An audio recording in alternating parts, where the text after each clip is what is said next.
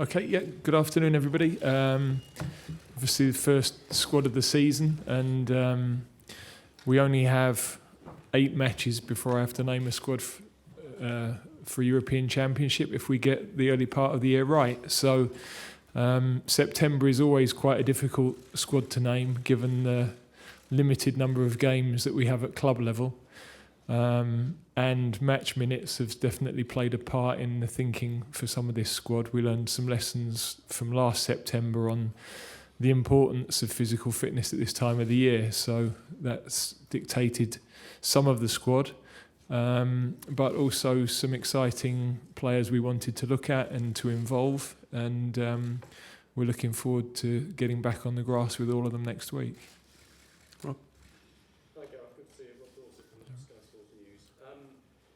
Some headline-grabbing inclusions there that we'll get onto in due course, but probably one of the highest is Aaron Wan-Bissaka. It's been a huge summer for him. I think he probably accepted a difficult time at moments in the under-21s Euros. I think it's a huge, big when he moved to Manchester United. Now his first call-up to the England squad. Why does he deserve all of that in your eyes? Well, we tracked him very closely last year, and we thought he had an outstanding season last season, but we wanted him to stay with the under-21 group. He's adapted really well and very quickly to a high-profile move, and playing in front of 70,000 fans, that brings an intensity and a pressure.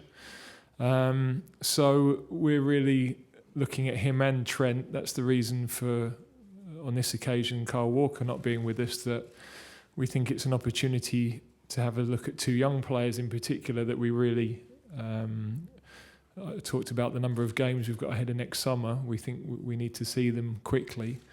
And we also wanted to reintegrate Kieran Trippier back into the group just so that he knows that he's still on our radar. And he's obviously had a huge move to Atletico Madrid, frankly, that kind of goes under the radar a little bit here and has started the season really well. So it is an area of the pitch where we have a lot of quality. Kyle has started the season really well, so I've explained to him the rationale for the thinking. It's not a case that he's playing poorly at all for Manchester City, quite the opposite. So yeah, that is an area of the pitch with some really good and 4 very different options. They all have completely different strengths, and we're looking forward to helping some of them develop. How did Kyle Walker take the news when you spoke to him? I think he understands the thinking, and I have close dialogue with all of the players that are in the squad, and particularly those that aren't in the squad this time. I've spoken with all of them to make sure they're very clear as to the reasoning why. As I said, in most of those cases, they've missed a chunk of pre-season and the beginning of the start of the season. So that was pretty obvious for them. But we've got competition for places. I talked about having only 8 matches ahead of a European Championship squad announcement. And we've got a depth of talent now, because we've approached it slightly differently, to look at younger players. It's increased the pool that we can pick from. It means that we lack some experience in a lot of positions, but we've got to keep evolving as a squad and as a team.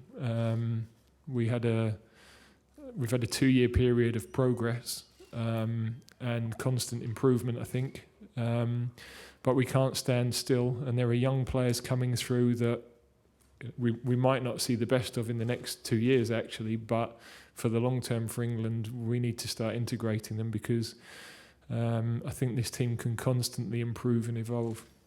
Does Tyrone Mings come under that category as well? His inclusion will have raised 1 or 2 eyebrows. Well, again, I watched him last year. I wanted to see how he adapted to the Premier League and a different level of forward. He's an interesting case because he's into the game a bit later than some others. Hasn't played as much as a centre-back, left-back at Ipswich, bad injury at Bournemouth. So actually, there's a lot of room for improvement with him, but I really like his leadership qualities. I think he's an outstanding athlete, very composed with the ball. So I'm looking forward to working with him because we see a lot of potential and room for growth given the number of games he's actually played. Mason Mount and James Maddison, I think, will excite a lot of England supporters that they're in the squad. What's your thinking there? Is Maddison slightly ahead of Mason Mount because of the top-level experience that he's had? I think Mason Mount's been one of the outstanding players in the league already this season. So we brought both of those guys in last October as much for the experience as anything. This time in particular, in Mason's case, as a younger one, he's in on merit. Simple as that. He looks like threatening the goal every game he plays. I've watched him develop through our youth team since he's 16, and he's been an outstanding player at every age group. He's not in on the back of 3 games at Chelsea. He's in on the back of a year in the Eredivisie, which was outstanding. A very successful year with Derby. European under-19 champion with us. So he keeps improving and achieving at every level that he's tested at, and that's been the same at the beginning of this season. Sorry, Rob, before we progress, can we ask that now the photographers, if I can, it's middle area and head to the back. Thank you. Thank you, guys. James Maddison in that category. I know you had a big discussion with Eddie Boothroyd back in June when you were picking the Nations League squad about whether he was going to be best used with the under-21s or with the senior squad. He's not eligible for, I don't think, the under-21s anymore, so was it almost a no-brainer for you to call him up? No, I think he is improving as a player. He's a talent for sure. I think we've got to work where that fits into the way that we play. His numbers are impressive, goals and assists, outstanding set play delivery. So it's an interesting one for us to work more closely with. I thought he responded well during the under-21 tournament during some adversity when they went down to 10 men. I liked the way he dug in for the team and took on a responsible role that was different to his main skill set. But he's a young player with a lot of hard work ahead and a lot of competition in that area of the pitch. But this is a great opportunity for him to work with us again. And as I said, in those areas of the field in particular, we've got a lot of good players in this squad and some obvious ones who aren't with us this time, and some that are, we're tracking closely that we think could come through in the next few months as well. You've talked a lot and been asked about a lot, in fairness, that number 10 position, the key creative player in England's midfield. I know we've talked to you a lot about Paul Gascoigne that you played with in the past and looking for that sort of player going forward. Could Mason Mount or James Maddison be one of those, do you believe? I think they're different. Gascoigne wasn't a 10 really. He could do everything. I think we have various strengths to our squad, and we have obvious areas where we would like more experienced, developed players. But we have some exciting players that can come in and give us different options. And, we've got players that can link the game from back to front now in the likes of Winks and Rice. We've got players in midfield areas with different attributes, pace and power with an Alex Oxlade or a Henderson, goal-scoring threats with a Mount, creativity with a Barkley as well. And then we've got really exciting forward players that give us creativity as well. So I don't worry so much about creating chances or scoring goals in our team. I think in all aspects of the field we've always got to keep improving and developing, but there aren't many games that we've had like the Swiss at the end where we've not scored, and frankly we should have scored plenty that day. So I think we'll always be a threat. We've always got to get the balance of the team right, because it's not fantasy football. We can't just put a load of attacking players out, much as I'd like to. We've got to have the balance of psychologically tough players, leaders, defensively solid players, which are required to create a team. You mentioned in passing there Alex Oxlade-Chamberlain. After all he's been through with a quite horrendous injury, This will be a big moment for him, won't it? Being called back up to the England squad. I hope so, and I think it will be. I think we're quite clear that he would have probably been in our starting team at the World Cup had he been fit. He was heading in a really positive direction and had really good games with us in Holland before the tournament. And the cruel injury robbed him of that opportunity. That's a couple of times that's happened to him going into major tournaments. So delighted that he's back on the right path. I don't think he's totally in the rhythm of games yet, but he had, I thought, a very good performance at Southampton. His profile is an exciting one for us as an attacking midfield player. And I think hopefully we can play a part in him getting fully up to speed. And he sees that we've got the faith in him as well, that we think he's a player that can help us moving forward. Can you tell me your thoughts on the goalkeeper situation? Because it feels like you've got a lot of resources there potentially at your disposal as well, and a couple of youngsters in Angus Gunn and Dean Henderson as well that are probably on the edges of your thinking. But Pope's back in and Jack Butland drops out. Talk to us about goalkeepers generally and your thoughts there. Well, great that we've got 6. I think we've had 6 English goalkeepers playing in the Premier League. So I think last year, most of the time we were 3, sometimes not that.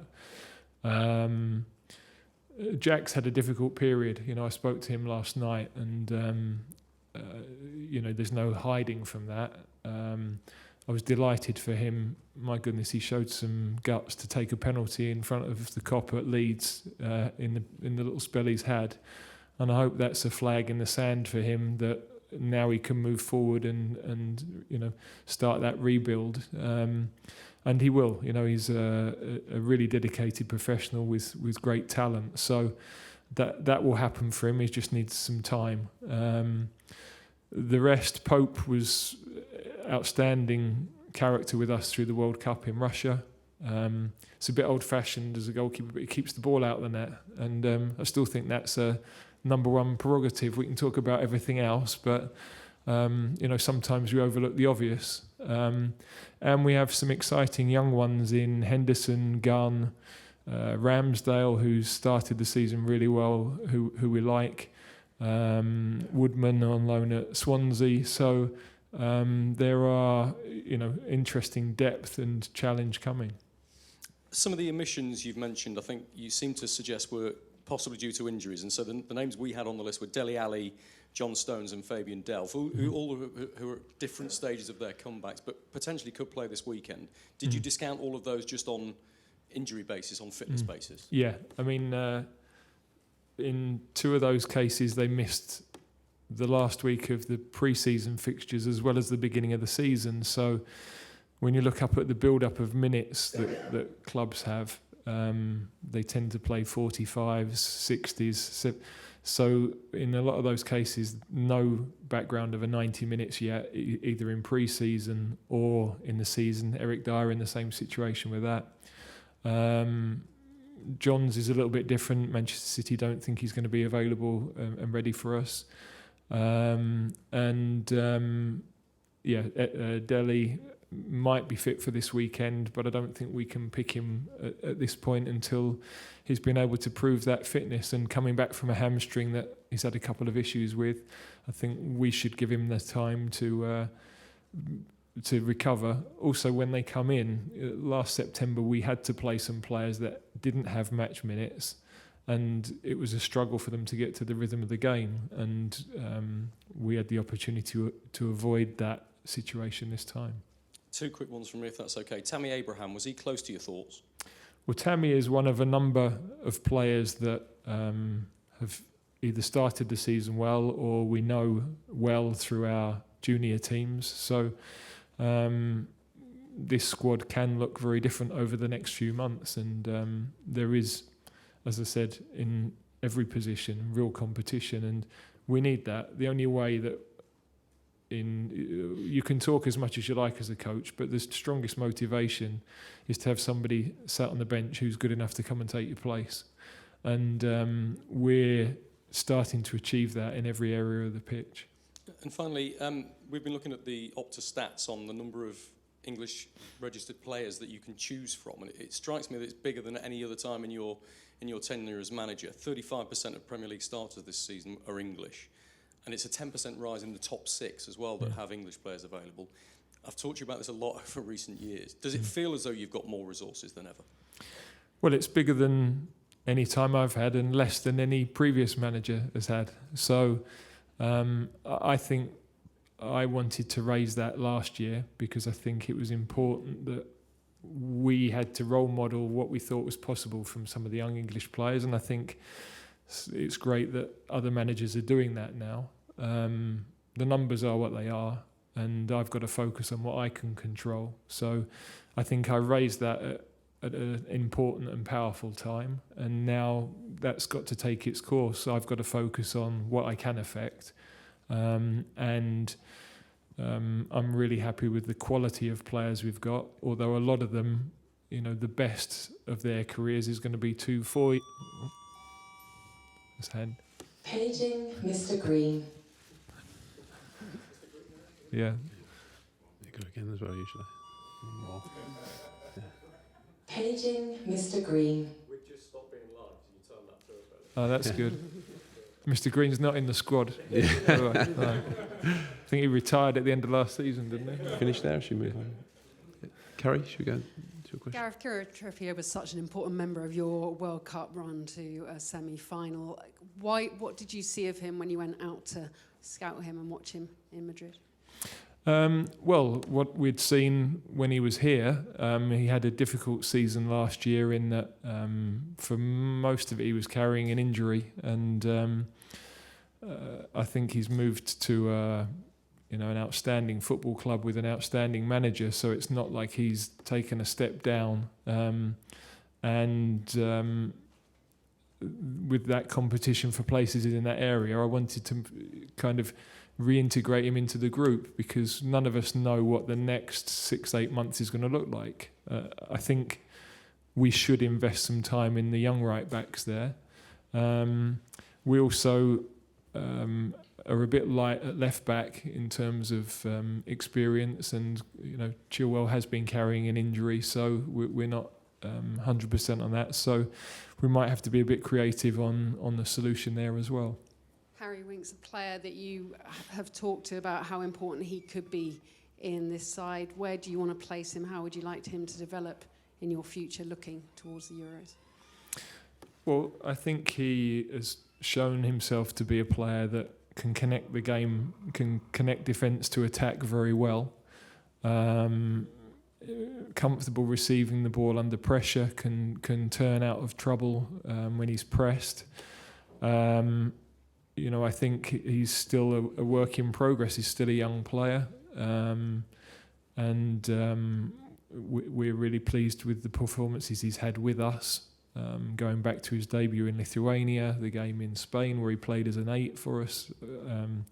I don't think that's his best role. I think the slightly deeper position is his better position. But he's another technically good footballer, and I think that we can't have too many of those in the side. Jack Wilshere back playing, probably too early to be thought of in an England squad, but as a England manager, is that good to see? Well, I'm pleased for Jack. I think the important thing for Jack, for his own confidence and well-being, is that he's back playing football, and I think he is a player that loves football, wants to, is an enthusiast about the game. But he's going to want to cement and secure his place at West Ham and go from there, I think. I have to go back to the subject. We don't want to go back to, you have talked about it from the very early stages of your England managerial career, but the abuse that many of your players have been getting for missing penalties on social media has been outrageous.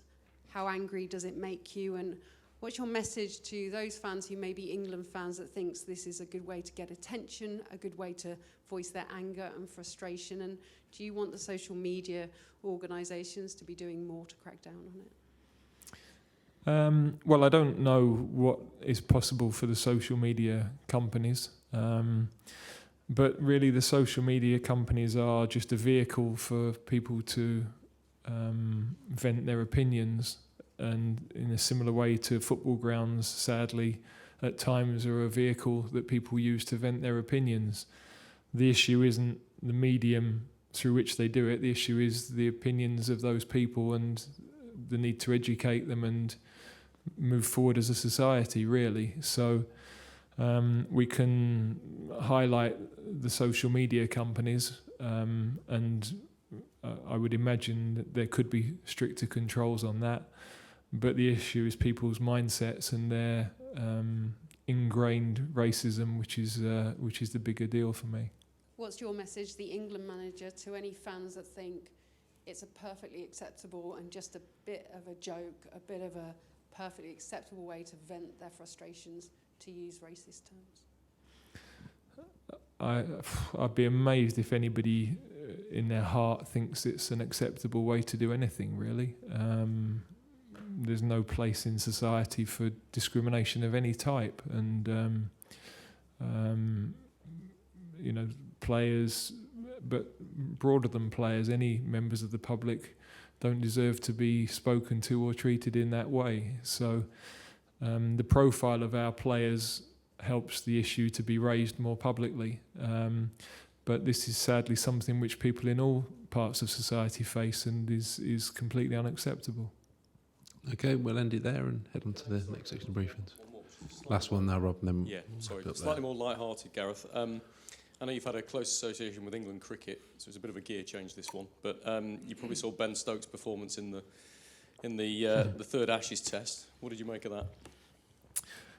I was in Madrid watching it on my iPad, so it was brilliant to watch. You just sensed it was one of those days where, even though we were 9 wickets down, I couldn't tear myself away. The atmosphere at Headingley, very special. I think that was an example of real English British spirit, really, and phenomenal individual performance. The whole scenario with Jack with each cleaning his glasses, which must have been frustrating the life out of the Aussies, which is always good fun. I'm a huge fan of cricket. Test cricket for me is the best format to see it unfold over a period of days. That narrative that you just don't quite know what's going to happen, and as an example of a sportsman grabbing a game by the scruff of the neck and imposing his own sheer will on it, that's as good as you'll see. So I would imagine he's got pretty much every accolade for the year wrapped up in middle of August. Thank you very much. Thanks, Gareth. Okay. Appreciate it. Thank you.